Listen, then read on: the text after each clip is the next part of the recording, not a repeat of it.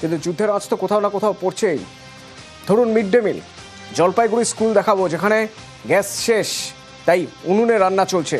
আবার আলিপুরদুয়ার জেলা হাসপাতাল, গ্যাসের সংকট আজ মন্দিরের ভোগেও।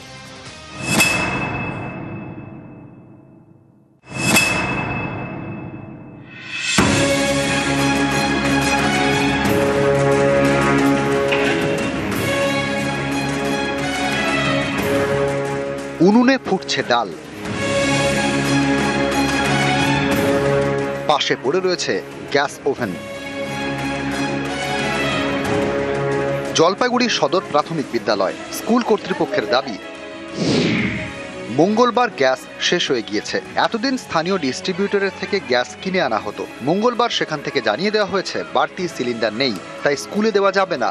বাধ্য হয়ে জলপাইগুড়ি বাজার থেকে 50 কেজি কাঠ কিনে আনতে হয়েছে। বুধবার থেকে তাতেই শুরু হয়েছে মিড ডে মিলের রান্না।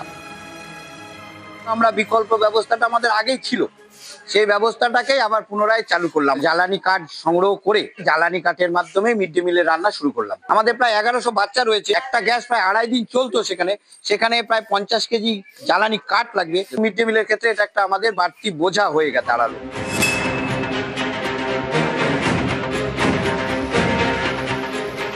আসানসোল জেলা হাসপাতাল, এই হাসপাতালে প্রতিদিন প্রায় 750 রোগীর রান্না হয়। এখানেও গ্যাসের সংকট। ক্যান্টিন কর্তৃপক্ষের দাবি, প্রতিদিন একটি করে বাণিজ্যিক সিলিন্ডার লাগে। বুধবার বাড়তি দাম দিয়ে সিলিন্ডার কিনতে হয়েছে। গ্যাস যদি না পাওয়া যায়, আমাদের তো হাতে কিছু নেই, আর এখানে তো কয়লা বা অন্য কিছু ইউজ করার মতো আমাদের ব্যবস্থাও নেই। গ্যাস না পাওয়া গেলেও তো সেটা স্বাভাবিকভাবে বন্ধ হয়ে যাবে। এখনই অলরেডি 1,500 টাকা 1,800 টাকা সিলিন্ডার 3,000 উপর চাইছে, 3,000 উপর চাইছে। 700 থেকে 750 সিলিন্ডার আমাদের পেশেন্টের রান্না হয়। পরিষেবা না পাওয়া যায় তাহলে অবশ্যই বন্ধ করতে হবে। আমাদের মাসে 30টা থেকে 35টা আমার গ্যাস লাগে।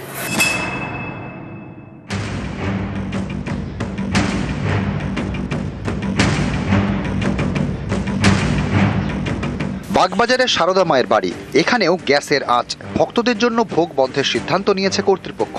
রামকৃষ্ণ মঠ ও মিশন জানিয়েছে, ভক্তদের ভোগ রান্নার জন্য সপ্তাহে 12টি সিলিন্ডার লাগে। বর্তমান পরিস্থিতিতে গ্যাস বাঁচানোর চেষ্টা হচ্ছে, তাই ভক্তদের জন্য ভোগ বিতরণ বন্ধের সিদ্ধান্ত নেওয়া হয়েছে। এটা তো দুর্ভাগ্যজনক, ভোগটা যদি এভাবে বন্ধ হয়ে যায় গ্যাসের জন্য, তাহলে তো খুবই দুঃখজনক ব্যাপার এটা।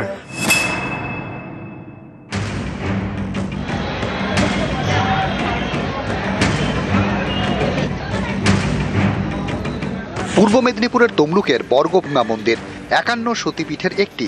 এই মন্দিরে প্রতিদিন শয়ে শয়ে ভক্ত ভোগ খান। এখানেও ভোগ বিতরণ বন্ধ করতে চলেছে মন্দির কর্তৃপক্ষ। তারা সিদ্ধান্ত নিয়েছে 21শে মার্চ থেকে ভক্তদের ভোগ দেওয়া বন্ধ।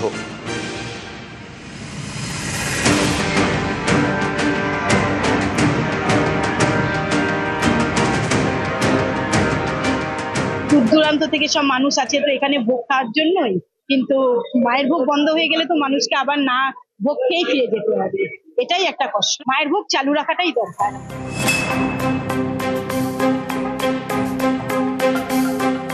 দীঘার জগন্নাথ মন্দির, এখানেও গ্যাসের আঁচ। মন্দির কর্তৃপক্ষ জানিয়েছে, দীঘার মন্দিরে প্রতিদিন 3000 ভক্ত ভোগ খান। সেই সংখ্যাটা কমিয়ে 750 করার সিদ্ধান্ত হয়েছে। দীঘা জগন্নাথ মন্দিরেও যেখানে আমরা ব্রেকফাস্ট লাঞ্চ ডিনার স্টার্ট করেছিলাম, প্রায় 3000 লোকের জন্য আমরা ব্যবস্থা করতাম, কিন্তু এখন আমরা গ্যাসের সিলিন্ডারের জন্য 750 লোকের রান্না করা হচ্ছে। 56 ভোগ, ওটা আমরা ফার্স্ট প্রায়োরিটি দিচ্ছি, ওটা রান্না হচ্ছে। জগন্নাথের রান্না কিছু কাঠেও হয়, ধরুন ওরকম কিছু সমস্যা হয় তাহলে আমরা কাঠে শিফট করতে পারবো, কিন্তু যে সাধারণ মানুষ আছে ওদের জন্য সন্দেশ আর এসব রান্না করা হয়, ওটা ইম্প্যাক্ট হবে যদি প্রবলেমটা কন্টিনিউ করে।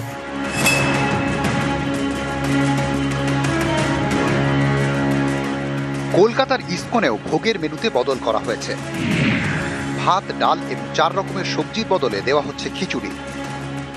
কলকাতায় আমাদের প্রায় দিনে 3-4টা সিলিন্ডার লাগে, তো আমরা ওটা সেভ করার জন্য আমাদের যত ভক্ত আছেন যারা আশ্রমে থাকেন আর আমাদের গৃহস্থ ভক্ত, ওদের জন্য আমরা এখন খিচুড়ি মাত্র সার্ভ করছি। আগে আমাদের অ্যাটলিস্ট রাইস, ডাল, চাপাতি, 3-4 রকমের সবজি হতো, ওটাতে অনেক গ্যাসের সেভ করা যাবে। নিউজ 18 বাংলা। কিন্তু যুদ্ধের আঁচ তো কোথাও না কোথাও পড়ছেই। ধরুন mid day meal, Jalpaiguri school দেখাবো যেখানে গ্যাস শেষ, তাই উনুনে রান্না চলছে। আবার আলিপুরদুয়ার জেলা হাসপাতাল, গ্যাসের সংকট আজ মন্দিরের ভোগেও।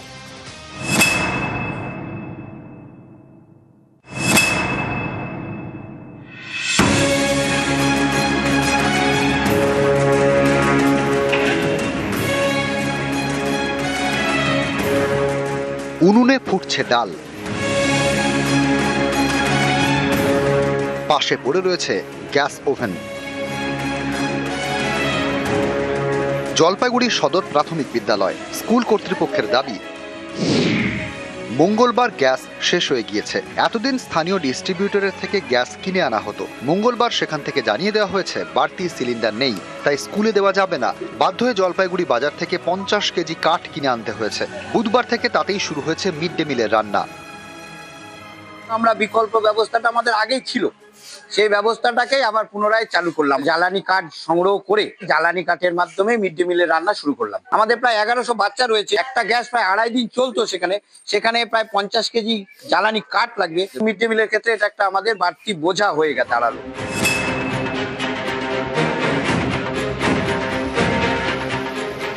আসানসোল জেলা হাসপাতাল, এই হাসপাতালে প্রতিদিন প্রায় 750 রোগীর রান্না হয়। এখানেও গ্যাসের সংকট। ক্যান্টিন কর্তৃপক্ষের দাবি, প্রতিদিন একটি করে বাণিজ্যিক সিলিন্ডার লাগে। বুধবার বাড়তি দাম দিয়ে সিলিন্ডার কিনতে হয়েছে। গ্যাস যদি না পাওয়া যায়, আমাদের তো হাতে কিছু নেই, আর এখানে তো কয়লা বা অন্য কিছু ইউজ করার মতো আমাদের ব্যবস্থাও নেই। গ্যাস না পাওয়া গেলেও তো সেটা স্বাভাবিকভাবে বন্ধ হয়ে যাবে। এখনই অলরেডি 1,500 টাকা 1,800 টাকা সিলিন্ডার 3,000 উপর চাইছে, 3,000 উপর চাইছে। 700 থেকে 750 সিলিন্ডারে আমাদের পেশেন্টের রান্না হয়। পরিষেবা না পাওয়া যায় তাহলে অবশ্যই বন্ধ করতে হবে। আমাদের মাসে 30টা থেকে 35টা আমার গ্যাস লাগে।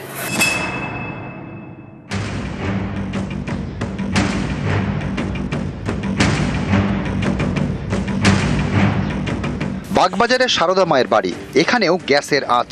ভক্তদের জন্য ভোগ বন্ধের সিদ্ধান্ত নিয়েছে কর্তৃপক্ষ। রামকৃষ্ণ মঠ ও মিশন জানিয়েছে, ভক্তদের ভোগ রান্নার জন্য সপ্তাহে 12টি সিলিন্ডার লাগে। বর্তমান পরিস্থিতিতে গ্যাস বাঁচানোর চেষ্টা হচ্ছে, তাই ভক্তদের জন্য ভোগ বিতরণ বন্ধের সিদ্ধান্ত নেওয়া হয়েছে। এটা তো দুর্ভাগ্যজনক। ভোগটা যদি এভাবে বন্ধ হয়ে যায় গ্যাসের জন্য, তাহলে তো খুবই দুঃখজনক ব্যাপার এটা।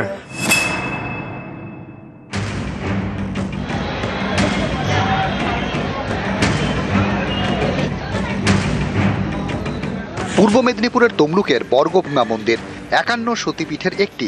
এই মন্দিরে প্রতিদিন শয়ে শয়ে ভক্ত ভোগ খান। এখানেও ভোগ বিতরণ বন্ধ করতে চলেছে মন্দির কর্তৃপক্ষ। তারা সিদ্ধান্ত নিয়েছে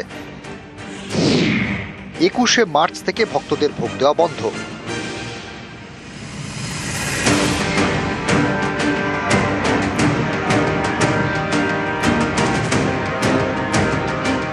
দূর দূরান্ত থেকে সব মানুষ আছে তো এখানে ভোগ খাওয়ার জন্যই, কিন্তু মায়ের ভোগ বন্ধ হয়ে গেলে তো মানুষকে আবার না ভোগ খেয়েই ফিরে যেতে হবে। এটাই একটা কষ্ট। মায়ের ভোগ চালু রাখাটাই দরকার।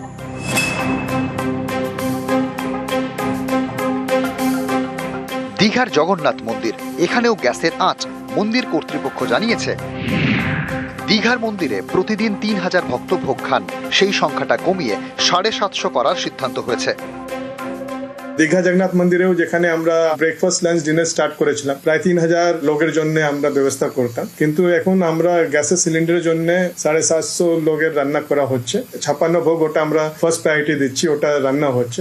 জগন্নাথের রান্না কিছু কাঠেও হয়, ধরুন ওরকম কিছু সমস্যা হয় তাহলে আমরা কাঠে শিফট করতে পারবো। কিন্তু যে সাধারণ মানুষ আছে ওদের জন্য সন্দেশ আর এসব রান্না করা হয়, ওটা ইম্প্যাক্ট হবে যদি প্রবলেমটা কন্টিনিউ করে।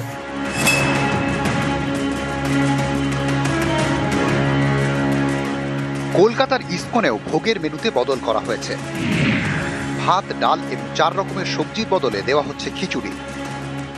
কলকাতায় আমাদের প্রায় দিনে 3-4টা সিলিন্ডার লাগে, তো আমরা ওটা সেভ করার জন্য আমাদের যত ভক্ত আছেন যারা আশ্রমে থাকেন আর আমাদের গৃহস্থ ভক্ত, ওদের জন্য আমরা এখন খিচুড়ি মাত্র সার্ভ করছি। আগে আমাদের অ্যাটলিস্ট রাইস, ডাল, চাপাতি, 3-4 রকমের সবজি হতো। ওটাতে অনেক গ্যাসের সেভ করা যাবে। নিউজ 18 বাংলা।